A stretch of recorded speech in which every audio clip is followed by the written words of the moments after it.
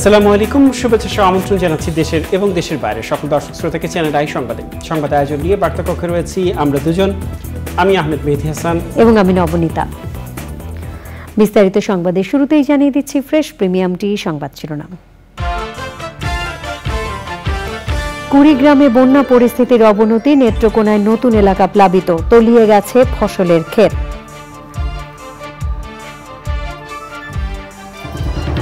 দিল্লি সফরের প্রথম দিনে প্রধানমন্ত্রী শেখ হাসিনার সঙ্গে ভারতের পররাষ্ট্রমন্ত্রী জয়শঙ্করের সাক্ষাৎ, ভারতীয় ব্যবসায়ীদের বাংলাদেশে বিনিয়োগের আহ্বান। আওয়ামী লীগকে দুর্নীতিবাজ দল বানানোর চক্রান্ত করছে বিএনপি, আন্দোলনের নামে সন্ত্রাস করলে কঠোর জবাবের হুঁশিয়ারি দিলেন কাদের।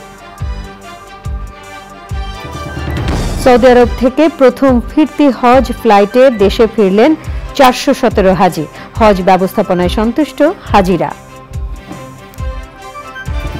এবং টি-20 বিশ্বকাপের দলের ব্যাটিং ব্যর্থতার কারণ জানেন না অধিনায়ক শান্ত, শনিবার বাংলাদেশ ভারত লড়াই।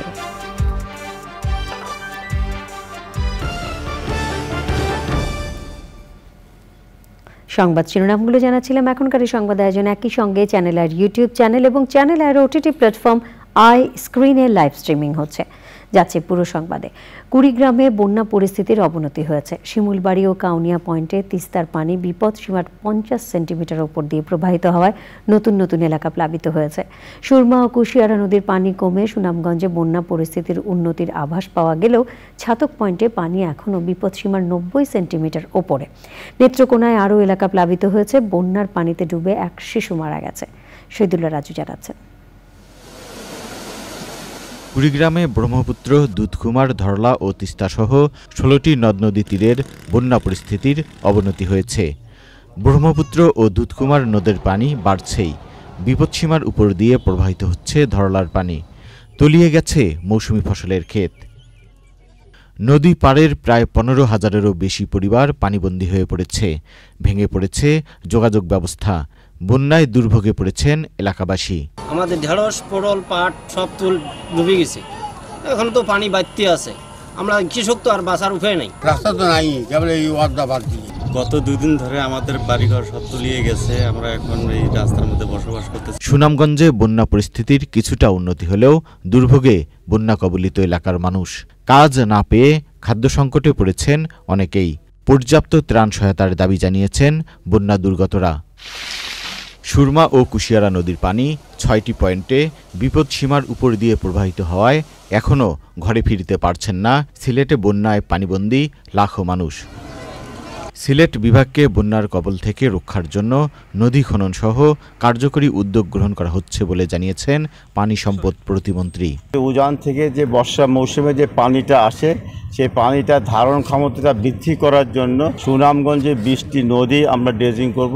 বৃষ্টি আর পাহাড়ি ঢলে নেত্রকোনার কমলাকান্দার পর নতুন করে সদর বারহাট্টা ও মোহনগঞ্জ সহ বিভিন্ন এলাকা প্লাবিত হয়েছে। জেলায় পানিবন্দী হয়ে পড়েছে 120টি গ্রামের মানুষ।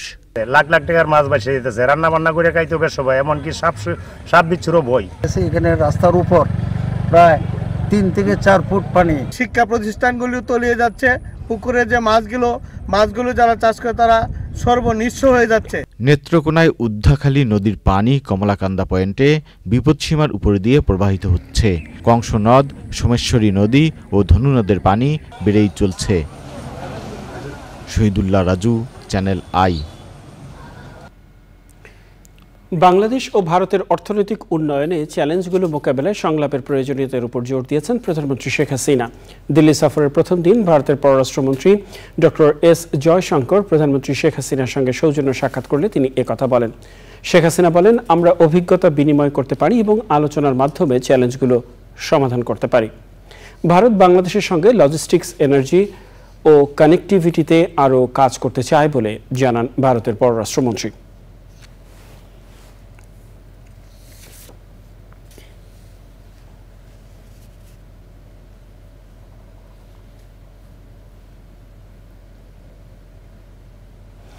এদিকে ভারতের ব্যবসায়ীদের বাংলাদেশে বিনিয়োগের আহ্বান জানিয়েছেন প্রধানমন্ত্রী শেখ হাসিনা। দিল্লি সফরের প্রথম দিন তাজ হোটেলে ভারতের কনফেডারেশন অব ইন্ডিয়ান ইন্ডাস্ট্রিজ ও বাংলাদেশের এফবিসিসিআই নেতাদের সঙ্গে বৈঠকে প্রধানমন্ত্রী বলেন, বাংলাদেশে 100টি অর্থনৈতিক অঞ্চল প্রতিষ্ঠা করা হয়েছে। প্রতিবেশী দেশের জন্য সকল সুযোগ সুবিধা ও অগ্রাধিকার নিশ্চিত করা হবে। বৈঠকে উপস্থিত ভারতের ব্যবসায়ী নেতারা বাংলাদেশে বিনিয়োগে আগ্রহ প্রকাশ করেন।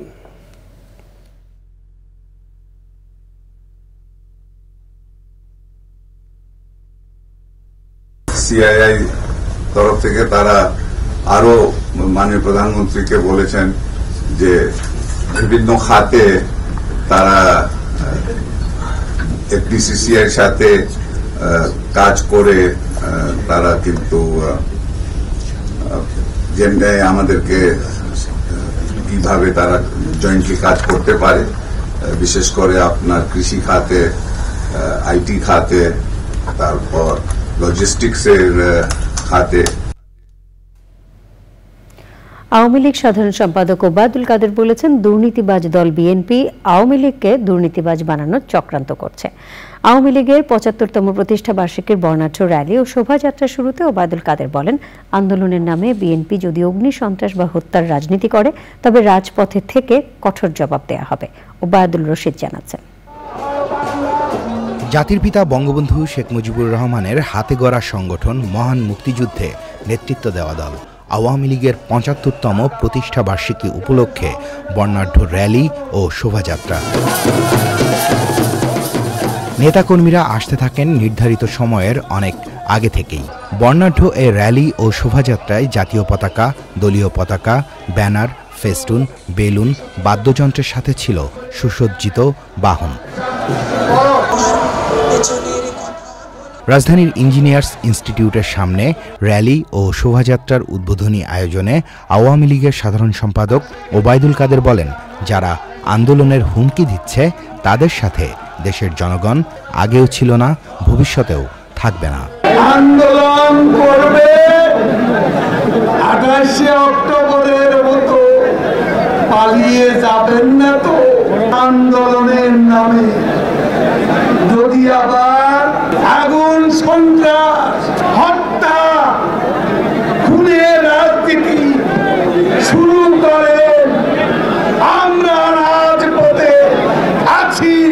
আওয়ামী লীগ সমুচিত জবাব দিতে প্রস্তুত। নেতাকর্মী ও দেশের মানুষকে সতর্ক থাকার আহ্বান জানিয়ে ওবায়দুল কাদের বলেন, বিএনপি এখন ঢালাওভাবে গুজব ছড়াচ্ছে। আজকে গুজব রটাচ্ছে, পুলিশকে ঢালাওভাবে আক্রমণ করছে, সেনাবাহিনীর বিরুদ্ধেও তাদের মতলব আছে। গুজব ছড়িয়ে দুর্নীতিবাজ দল বিএনপি আজকে আমাদেরকে দুর্নীতিবাজ বানাবো চক্রান্ত করছে। এটা আওয়ামী লীগকে হটানোর জন্য এই ষড়যন্ত্র, সেটা আমাদের প্রতিষ্ঠাবার্ষিকীর বর্ণাঢ্য র্যালি ও শোভাযাত্রা ইঞ্জিনিয়ার্স ইনস্টিটিউট থেকে Shahbag, elephant road, Mirpur road হয়ে জাতির পিতার স্মৃতি বিজড়িত ধানমন্ডির ৩২ নম্বরের ঐতিহাসিক বাড়ির সামনে গিয়ে শেষ হয়। Obaidul Rashid, channel I, Dhaka. বাংলাদেশে পৌঁছেছে প্রথম ফিরতি হজ ফ্লাইট। ভোর ৫:৩০টায় হযরত শাহজালাল আন্তর্জাতিক বিমানবন্দরে অবতরণ করে হাজিদের বহনকারী বাংলাদেশ বিমানের ফ্লাইটটি। আরও জানাচ্ছেন আল মুকসিদ। হজের প্রথম ফিরতি ফ্লাইটে ৪১৭ জন হাজি ভোরে দেশে পৌঁছেছে। বাংলাদেশ বিমানের একটি ফ্লাইট হাজিদের নিয়ে ভোর ৫:৩০টার দিকে হযরত শাহজালাল আন্তর্জাতিক বিমানবন্দরে অবতরণ করে। বিমানবন্দরে হাজিদের অভ্যর্থনা জানান ঢাকা মেট্রোপলিটন পুলিশ ও বাংলাদেশ বিমান কর্তৃপক্ষ। কোনো সমস্যা হয়নি, যথাসময়ে সব কাজ শেষ করতে পেরেছি। আল্লাহকে অশেষ রহমত এবং প্রশাসনকে এবং পুলিশ প্রশাসন, ওই দেশ এই দেশ সবাই আমাদের সহযোগিতা করছে। সুন্দর মতে ছিলাম সরকারিভাবে যে, এবং সুন্দর মতে যাওয়া আসা খাওয়া দাওয়াতে আর ইনশাল্লাহ সন্তুষ্ট। ইনশাল্লাহ সুন্দর, বাংলাদেশ বিমান অনেক সুন্দর সার্ভিস দিচ্ছে, খুবই ভালো লেগেছে, সব সিস্টেম মতন। এবার ব্যাগটাক সিট নিতালি ভালো না, খুবই ভালো, চমৎকার, খুব ভালো ছিল, কোথাও কোনো ত্রুটি বিচ্যুতি হয়নি। খুবই সুন্দর স্বাচ্ছন্দ্যে আমরা হজ করতে পেরেছি। সবার জন্য দোয়া করছি, জীবন বড় আমল করছি, আমল দিন আল্লাহ ঠিক রাখে, জীবনের স্বাধীন আল্লাহ নাই, এই দোয়া করছি। হজ শেষে নির্বিঘ্নে দেশে ফিরেছেন হাজিরা। হজ ব্যবস্থাপনা নিয়ে সন্তুষ্ট তারা। সিভিল এভিয়েশন মন্ত্রণালয় এবং বিমান সিভিল এভিয়েশন কর্তৃপক্ষ এখানে এবং অন্য স্টেক হোল্ডার মিলে আমরা তাদেরকে এখানে রিসিভের যে ব্যবস্থা করেছি তারা অভিভূত। আমরাও ধন্যবাদ মনে করছি যে আমাদের সম্মানিত জাতির হাজিরা ফিরে আসছেন সুন্দরভাবে।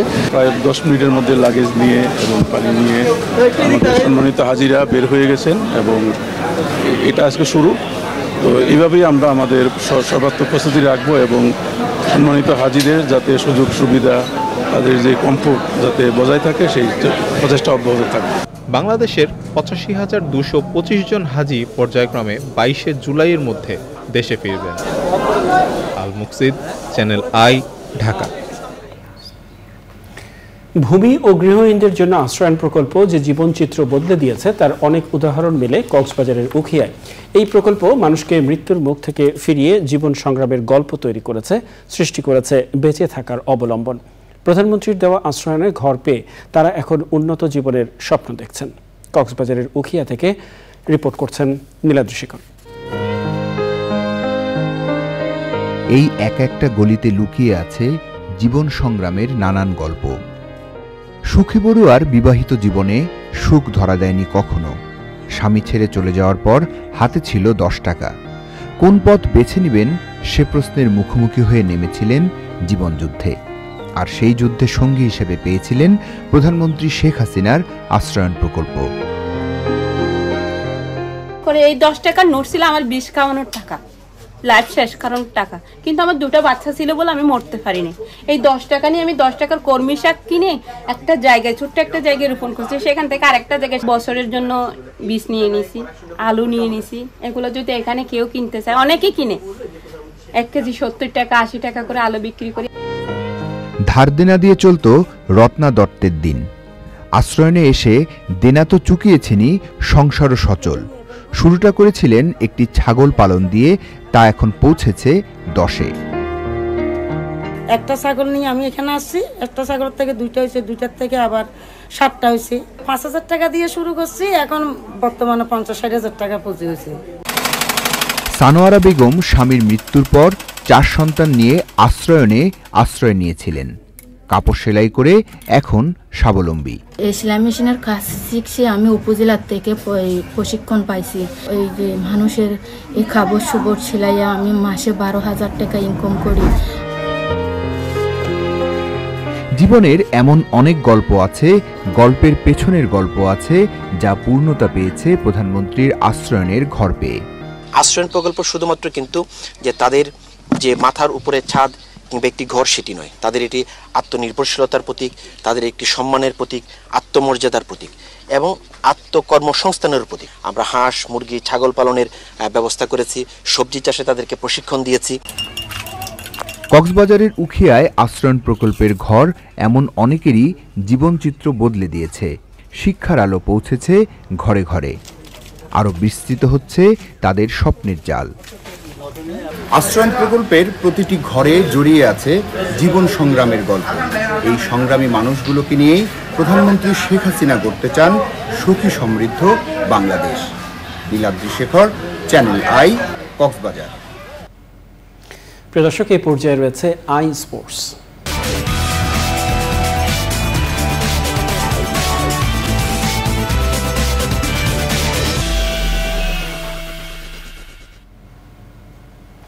খেলাধুলার সব আপডেট নিয়ে আই স্পোর্টসে যোগ দিচ্ছেন সহকর্মী মিশু চৌধুরী। যাচ্ছি তার কাছে। মিশু। মেহেদি, ধন্যবাদ আপনাকে।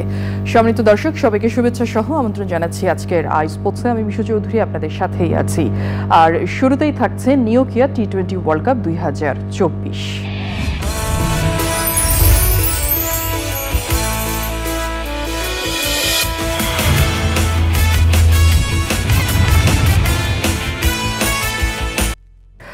টি-20 বিশ্বকাপের সুপার 8-এর দ্বিতীয় ম্যাচে শনিবার রাতে ভারতের বিপক্ষে মাঠে নামবে বাংলাদেশ। এই ম্যাচ জিতে সেমি রেসে টিকে থাকতে চায় টিম টাইগার্স। ম্যাচটি কভার করতে ওয়েস্ট ইন্ডিজের অ্যান্টিগায় আছেন চ্যানেল আইয়ের স্পোর্টস এডিটর শাহিদুর রহমান শামীম। সরাসরি যাচ্ছি তার কাছে। শামীম, সুপার 8-এ ভারতের বিপক্ষে ম্যাচ নিয়ে টাইগারদের প্রস্তুতি ও পরিকল্পনা সম্পর্কে কতটুকু জানতে পেরেছেন?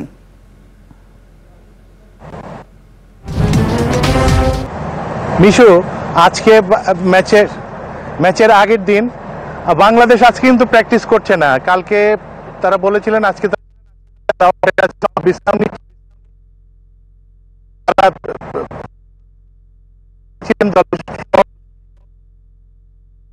ভারতের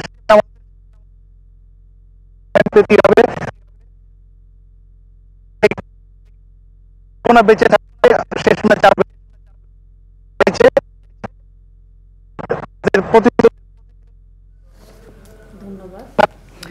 শামীম, ধন্যবাদ আপনাকে। টি-20 বিশ্বকাপের বিগ ম্যাচে শনিবার রাতে ভারতের মুখোমুখি হবে বাংলাদেশ। ওয়েস্ট ইন্ডিজের অ্যান্টিগার স্যার ভিভিয়ান রিচার্ডস স্টেডিয়ামে বাংলাদেশ সময় রাত 8:30টায় ভারতের মুখোমুখি হবে টিম টাইগার্স। গ্রুপ রাউন্ড থেকে টানা জয়রথ চলছে ভারতের। রোহিত বাহিনী চাইবে বাংলাদেশের বিপক্ষে ম্যাচটি জিতে সেমিতে পা দিতে, তবে ভারতকে হারিয়ে মোমেন্টাম ফিরে পেতে মরিয়া টিম টাইগার্স। সেমির রেসে টিকে থাকতে ভারতকে হারানোর বিকল্প নেই বাংলাদেশের সামনে।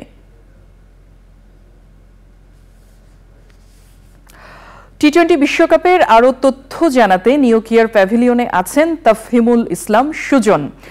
বিশ্বকাপ ক্রিকেট নিয়ে নতুন আর কি তথ্য আছে আপনার কাছে?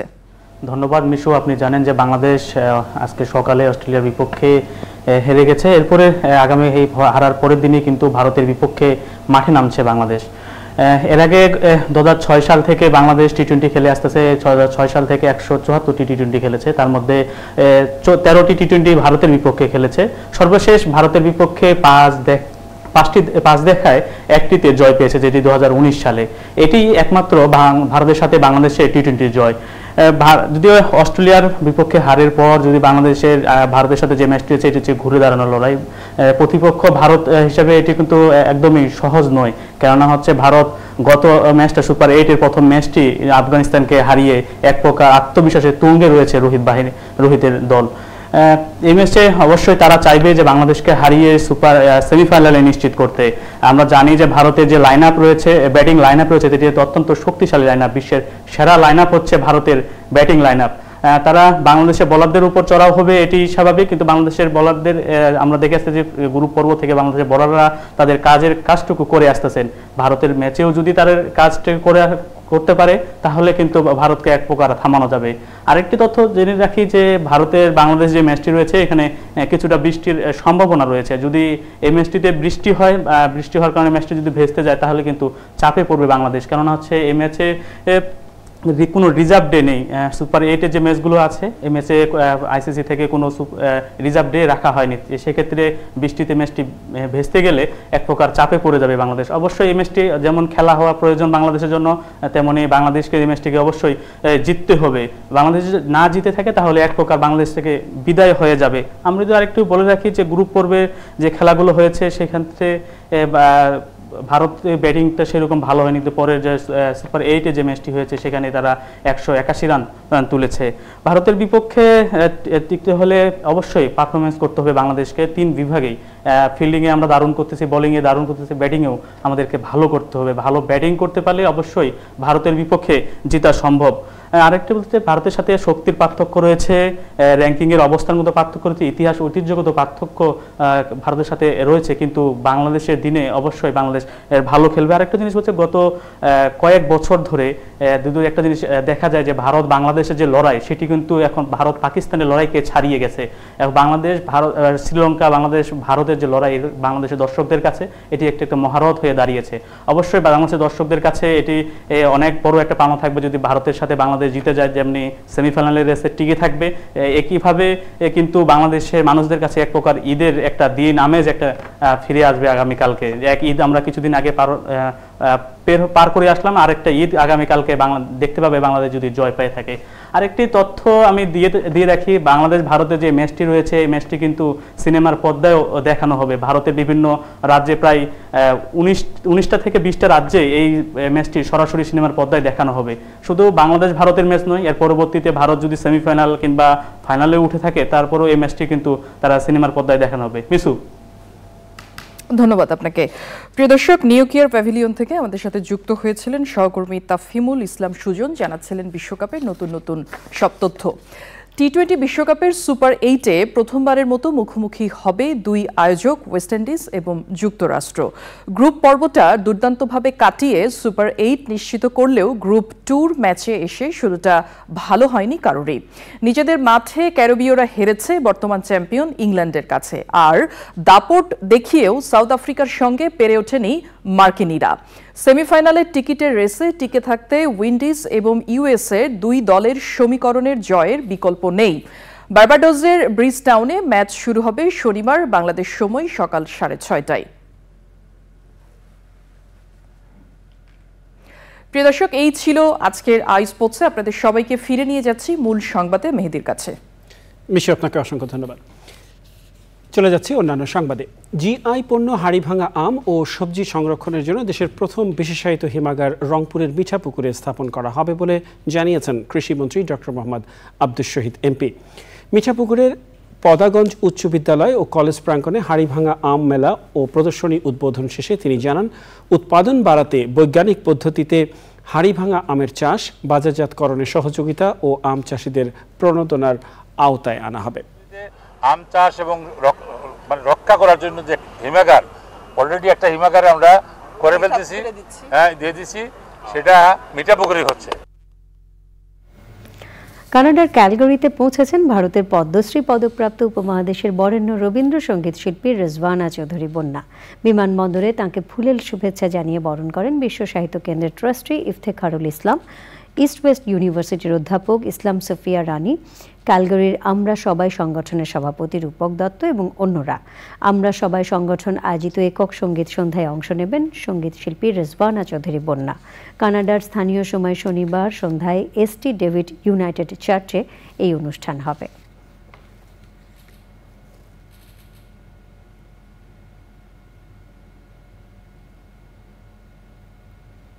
নিটোল টাটা আন্তর্জাতিক সংবাদ।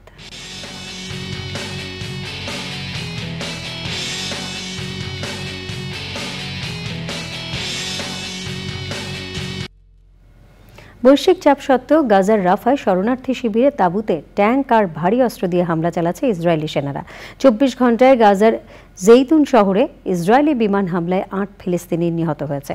7 অক্টোবর থেকে এখনো পর্যন্ত প্রাণ হারিয়েছে 37,431 ফিলিস্তিনি। এদিকে ইসরায়েলে অস্ত্র সরবরাহ বন্ধ রাখায় যুক্তরাষ্ট্রের সমালোচনা করেছেন প্রধানমন্ত্রী বেনয়ামিন নেতানিয়াহু। জবাবে হোয়াইট হাউস বলছে, নেতানিয়াহুর মন্তব্য বিদ্বেষজনক এবং হতাশার, যা দুই দেশের মধ্যে বিরোধ তীব্রতর করছে। ইসরায়েলে অস্ত্র সরবরাহকারী প্রতিষ্ঠানগুলোকে সতর্ক করে জাতিসংঘ বলছে, তাদের এই কর্মকাণ্ড গাজায় আন্তর্জাতিক আইনের লঙ্ঘন বলে বিবেচিত হবে। এছাড়াও ইউরোপের 3 দেশ স্পেন, আয়ারল্যান্ড ও নরওয়ের পর এবার ফিলিস্তিনকে স্বাধীন রাষ্ট্র হিসেবে স্বীকৃতি দিয়েছে আর্মেনিয়া। ইসরায়েলের উত্তর উপকূলে ভূমধ্যসাগরের তলদেশে 3000 বছরেরও বেশি পুরনো জাহাজের সন্ধান পাওয়া গেছে। লন্ডনে তালিকাভুক্ত এনার্জি সংস্থা এনার্জিন সমুদ্রের তলদেশে জাহাজটির সন্ধান পায়। এমনকি জাহাজটির বেশ কিছু মালামাল অক্ষত অবস্থায় রয়েছে বলে জানিয়েছে দেশটির পুরাকীর্তিক কর্তৃপক্ষ। নিয়মিত তেল ও গ্যাস জরিপের সময় এই ধ্বংসাবশেষ পাওয়া যায়। ধারণা করা হচ্ছে জাহাজটি 3300 বছরের পুরনো। জাহাজটিতে অনেক অক্ষত মালামাল অ্যামফোরায় পাওয়া গেছে। বিশেষজ্ঞরা বলছেন জাহাজটি খ্রিস্টপূর্ব 13 বা 14 শতকের ব্রোঞ্জ যুগের সময়কার। রোবটের মাধ্যমে সমুদ্রের তলদেশ থেকে সন্ধান পাওয়া জাহাজটির থেকে মালামাল উদ্ধার করা হচ্ছে। ইসরায়েলের অ্যান্টিকুইটিস অথরিটি এর কিছু ছবিও প্রকাশ করেছে। এবারে আই স্ক্রিন সাংস্কৃতিক সংবাদ।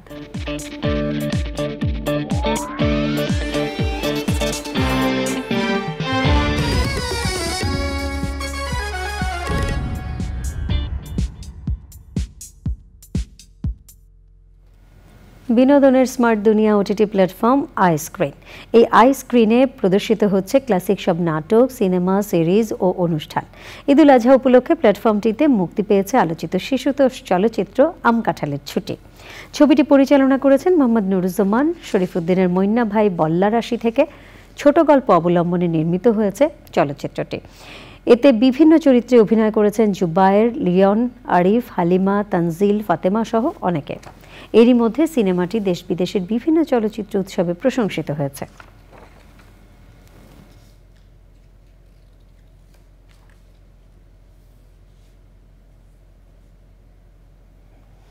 এ পর্যায়ে জয় বানানা ফাইবার মেশিন সিল্ক সিটি সংবাদ।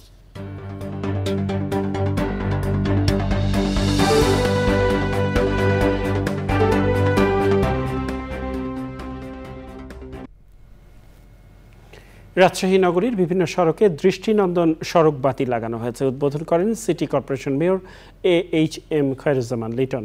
মেয়র আশা করেন বিদ্যুৎ সাশ্রয়ী এসব সড়ক বাতি নাগরিকদের নিরাপত্তা নিশ্চিত করবে। নগরীর সৌন্দর্য বর্ধন ও আধুনিকায়নে ভবিষ্যতে এ ধরনের কর্মকাণ্ড পরিচালনা করা হবে বলে জানিয়েছেন রাজশাহী সিটি কর্পোরেশন মেয়র।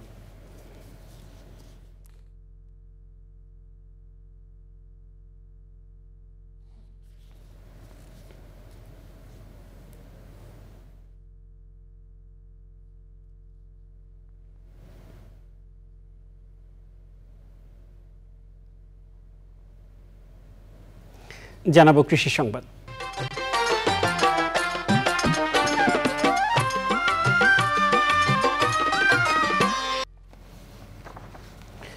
দিনাজপুরে দেশি জাতের পাবদা মাছ চাষ করে সাফল্য পেয়েছেন নারী খামারি সাকেরা তুহিস আহসান।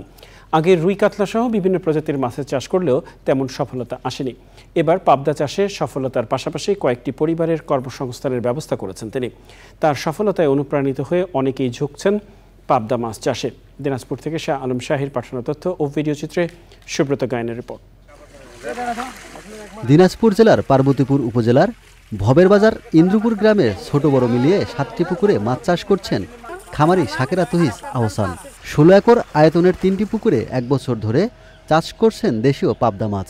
এতে স্বল্প খরচে বেশি লাভের মুখ দেখছেন তিনি। পাবদাতে হলে লাভবান বেশি, খরচ কম। আমার পুকুরে এখন 1,17,000 পাবদা। হ্যাঁ, পাবদাগুলো মানে মানুষ পুকুরের থেকে নিয়ে যায়, যদি রেণু পোনা হলে পুকুর থেকে বিক্রি হয়। নিজের সফলতার পাশাপাশি কর্মসংস্থান করে দিয়েছেন 3 থেকে 4টি পরিবারের। আমি দেখতে আসছি, আমি উদ্যোগ নিচ্ছি যে আমার পুকুরে পাবদা মাছ আবাদ করব। এখানে পাওয়া যায়, এই জন্য আসছি এখানে। দেখা গেছে যে অল্প সময়েই এবং অল্প খরচেই বেশ বড় হয়ে যায় এবং এটাকে সেলিং যে বাজারে যে ডিমান্ড খুব ভালো। খামারি সাকেরা তুহিসকে প্রথম থেকেই সহায়তা করে আসছে মৎস্য বিভাগ, গ্রাম বিকাশ কেন্দ্র, জীবিকা এবং পল্লী কর্ম সহায়ক ফাউন্ডেশন। এখন আমাদের পরামর্শক্রমে এবং ট্রেনিংয়ের আওতায় আমরা ওনাকে নিয়ে আসার পরে পাবদা দেশীয় প্রজাতির পাবদা মাছের চাষ শুরু করেন এবং এখানে বাম্পার ফলন হয়েছে।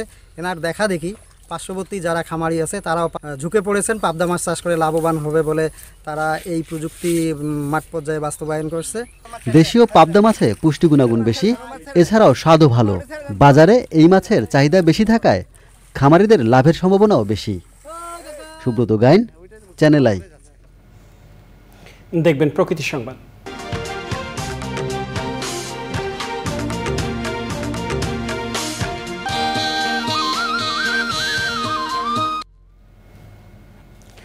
কক্সবাজারের পেকুয়ায় বনদস্যুদের কাছ থেকে জব্দ করা বালু আবার বনেই ফিরিয়ে দেওয়া হচ্ছে। আদালতের নির্দেশে জব্দকৃত বালু হারবাং মৌজার সংরক্ষিত বনে মিশিয়ে দেওয়ার কাজ শুরু করেছে বন বিভাগ। এ ঘটনায় পরিবেশ প্রকৃতি রক্ষায় দৃষ্টান্ত বলে মনে করছেন পরিবেশবিদরা। নুরুল আলমের ভিডিও চিত্রে সরোরাজ মানিকের রিপোর্ট। 4 বছর আগে পেকুয়া উপজেলার মধুকালীর হারবাং মৌজার সংরক্ষিত বন থেকে অবৈধভাবে বালু উত্তোলন করে স্তূপ করে রাখে দস্যুরা। পরে বালু জব্দ করে মামলা করে বন বিভাগ। এরপরও বালু সরাতে বনদস্যুরা অপতৎপরতা চালালে আদালতের শরণাপন্ন হয় বন বিভাগ। সবশেষ বারবাকিয়া রেঞ্জ কর্মকর্তার আবেদনের প্রেক্ষিতে জব্দ করা বালু বনে ফিরিয়ে দেওয়ার নির্দেশ দেন আদালত। এতে আদালত আমাদের আবেদনের সন্তুষ্টি হয়ে আবেদনটা মঞ্জুর করত বালুগুলো পুনরায় আমাদের প্রকৃতির সাথে মিশিয়ে দেওয়ার সিদ্ধান্ত দেন। আগামী 20 দিনের মধ্যে এসব বালু বনে মিশিয়ে দিয়ে তার উপর গাছের চারা রোপণ করা হবে। বর্ষার সময় দেখা যায় যে পানি এখানে জমে থাকার একটা প্রবণতা দেখা গেছে, সেহেতু আমরা এই এলাকাতে, নিচু এলাকাতে আমরা যদি অর্জুন, কদম, জারুল যেসব প্রজাতি আপনার ওয়াটার লগিং, পানি যেখানে থাকে এই পরিবেশ যেসব প্রজাতি আপনার সহ্য করতে পারে, আমরা এই ধরনের প্রজাতির মাধ্যমে আমরা এখানে মূলত আপনার যে বনায়নের কাজটা করব। এই ঘটনা একদিকে যেমন বনদস্যুদের কাছে কটূর বার্তা দেবে, অন্যদিকে প্রকৃতি ও পরিবেশের উন্নয়নে অনন্য ভূমিকা রাখবে। বন বিভাগ যেভাবে দস্যুদের বিরুদ্ধে আইনি প্রক্রিয়া লড়ে দ্বিতীয়বারের মতো এই বালিগুলো প্রকৃতির সঙ্গে মিশিয়ে দিচ্ছে, এটি নিঃসন্দেহে আমরা স্থানীয় পরিবেশবাদী হিসেবে তাদেরকে স্বাগত জানাই। প্রাণ ও প্রকৃতি রক্ষায় পাহাড় আর বনকেকুদের বিরুদ্ধে বন বিভাগের তৎপরতা অব্যাহত রাখার আহ্বান পরিবেশবাদীদের।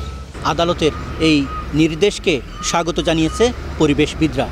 তারা বলছেন, বাংলাদেশের পরিবেশ প্রকৃতি রক্ষায় আদালতের এই রায় একটি দৃষ্টান্ত স্থাপন করল। কক্সবাজারের পেকুয়ার টৈটংয়ের সংরক্ষিত বনাঞ্চল থেকে সরওয়ার আজম মানিক, চ্যানেল আই। আমন্ত্রণ আরও একবার চ্যানেল আই সংবাদে। যাচ্ছি পরের সংবাদে। কক্সবাজারে পাহাড় ধসে রোহিঙ্গা ক্যাম্প সহ বিভিন্ন স্থানে 3 দিনে 12 জনের মৃত্যু হয়েছে। শুক্রবার ভোরে শহরের বাদশাঘোনা এলাকায় পাহাড় ধসে মাটি চাপায় ঘুমন্ত অবস্থায় স্বামী স্ত্রী মারা গেছেন। একদিন আগে বুধবার মারা যায় 10 জন। ওইসব এলাকায় জীবনের ঝুঁকি নিয়ে বাস করছেন লাখ লাখ মানুষ। সরওয়ার আজম মানিকের পাঠানো তথ্য, ভিডিও চিত্রে আরও জানাচ্ছেন রাজীব আহমেদ। কক্সবাজারের 7 উপজেলা, উখিয়া এবং টেকনাফের 33টি আশ্রয় শিবিরের পাহাড়ে জীবনের ঝুঁকি নিয়ে বসবাস করছে রোহিঙ্গা সহ লাখ লাখ মানুষ। কক্সবাজার সদর, ঈদগাঁও, মহেশখালী, উখিয়া এবং টেকনাফের পাহাড়ে সবচেয়ে বেশি বসবাসকারী। জেলার বিভিন্ন স্থান থেকে নদী ভাঙনের শিকার হয়ে উপকূলীয় এলাকার মানুষ স্বল্পমূল্যে পাহাড়ে ঢালু ও টিলাতে সরকারি খাস জমি কিনে বসবাস শুরু করেন। ঝুঁকিপূর্ণ বসবাসকারীদের সংখ্যা বেড়েই চলেছে। প্রতি বছর বর্ষা মৌসুমে তা আরও বেড়ে যায়। শুক্রবার ভোরে বাদশাঘোনা এলাকায় পাহাড় ধসে মাটি চাপায় ঘুমন্ত অবস্থায় স্থানীয় মসজিদের মুয়াজ্জিন মোহাম্মদ আনোয়ার হোসেন ও তার স্ত্রী মাইমুনা আক্তার মারা যান। মাইমুনা 5 মাসের অন্তঃসত্ত্বা ছিলেন বলে জানান স্বজনরা।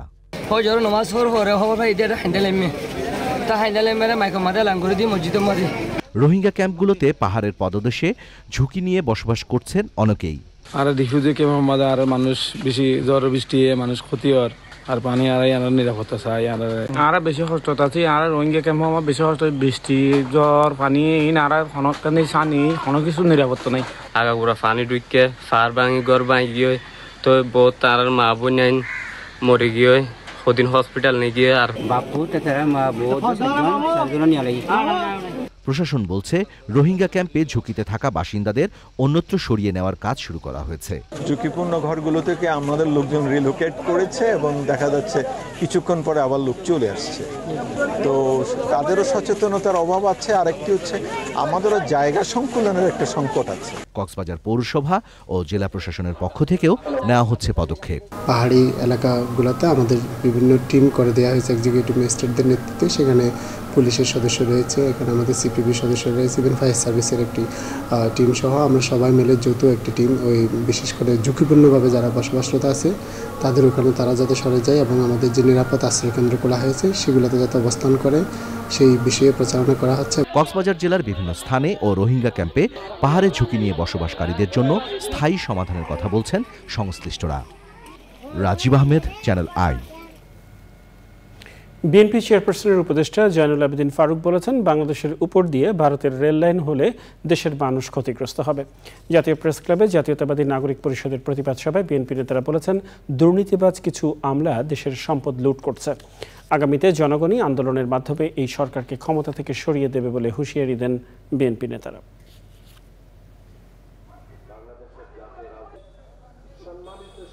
ভারত, তুমি আমাদের বন্ধু থাকো, কিন্তু বন্ধু বলে আজকে আমার বাংলাদেশের সব কিছু তুমি কেড়ে নিয়ে যাবে আর আমার ন্যায্য হিস্সা থেকে আমাকে বঞ্চিত করবে। বাংলাদেশের জনগণ গরিব হতে পারি, কিন্তু আমাদের আত্মমর্যাদা অনেক বড়। তাই আমরা আজকে আপনাদেরকে জানিয়ে দিতে চাই, বাংলাদেশের ন্যায্য হিস্সা বা আপনাকে ন্যায্য হিস্সা আপনাকে দিতেই হবে। সংবাদে আবারও নিয়ে নিচ্ছে বিরতি। আর বিরতির পর খেলার সংবাদে জানিয়ে ফিরছি। কোপা আমেরিকা ফুটবলের 48তম আসর শুরু। উদ্বোধনী ম্যাচে কানাডার বিপক্ষে বিশ্ব চ্যাম্পিয়ন আর্জেন্টিনার জয়।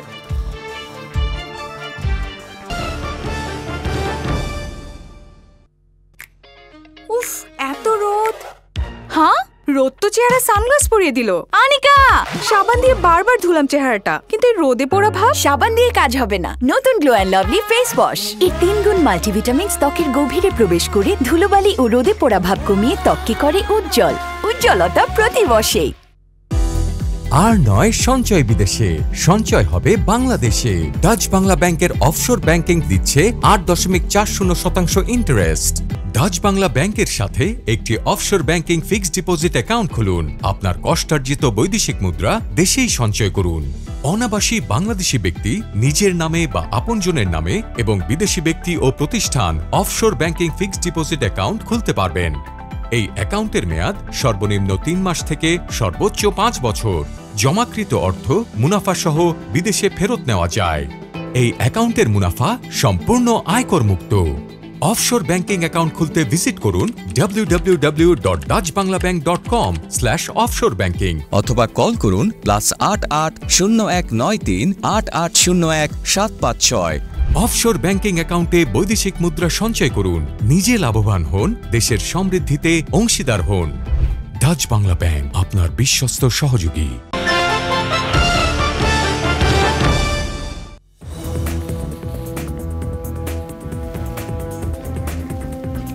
বিরতির পর আপনাদের সাথে আছি চ্যানেল আই সংবাদ নিয়ে।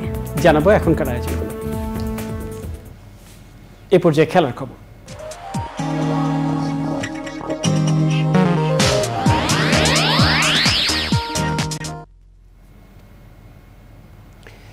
কোপা আমেরিকা ফুটবলে কানাডাকে 2-0 গোলে হারিয়ে শুভ সূচনা করেছে বর্তমান চ্যাম্পিয়ন আর্জেন্টিনা। যুক্তরাষ্ট্রের মার্সিডিজ বেঞ্জ স্টেডিয়ামে বিশ্ব চ্যাম্পিয়নদের বিপক্ষে আক্রমণাত্মক খেলা শুরু করে কোপা আমেরিকায় অভিষিক্ত কানাডা। এরই সাথে সংবাদের শেষ ভাগে আমরা সবশেষে ফ্রেশ প্রিমিয়াম টি সংবাদ শিরোনামগুলো জানিয়ে দিচ্ছে আরও একবার।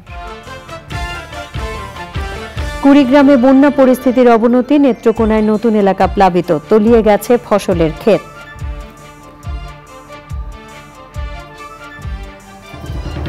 দিল্লি সফরের প্রথম দিনে প্রধানমন্ত্রী শেখ হাসিনার সঙ্গে ভারতের পররাষ্ট্রমন্ত্রী জয়শঙ্করের সাক্ষাৎ, ভারতীয় ব্যবসায়ীদের বাংলাদেশে বিনিয়োগের আহ্বান।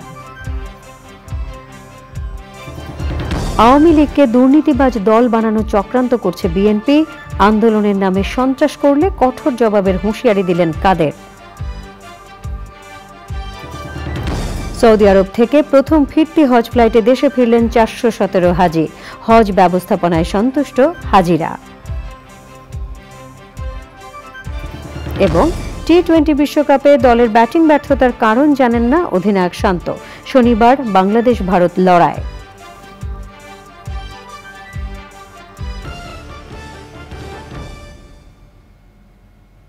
প্রিয় দর্শক, চ্যানেলে সবশেষ সংবাদ জানতে ভিজিট করুন channelionline.com-এ, যুক্ত থাকুন আমাদের সোশ্যাল মিডিয়া প্ল্যাটফর্মগুলোর সাথে। এর সাথে শেষ করছি এখনকার সংবাদ আয়োজন। সংবাদে এতক্ষণ আমাদের সাথে থাকার জন্য সংবাদ টিমের সবার পক্ষ থেকে আপনাদের আবার শুভেচ্ছা।